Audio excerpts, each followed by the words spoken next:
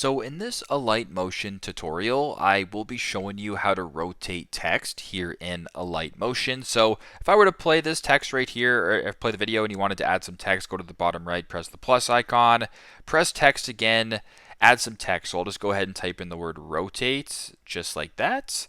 I will then change the font. I will then make it a little bit larger, and I will change the text to like this.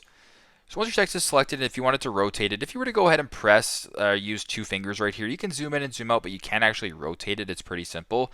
Select the text right here, bunch of different options. Go to the bottom left to where it says move and transform. Then once you're here on the bottom right, you can go ahead and select the rotate button like this. You can go ahead and rotate the text like this. If you want it upside down, it can be upside down. If you want it sideways, it can be sideways. And you can basically just rotate text this way. If it looks good, you can press back. You can then play your video, and then your text is rotated the way you want it to be. So that's how you guys can rotate text here in Alight Motion. Thanks again for watching, and hope this helps.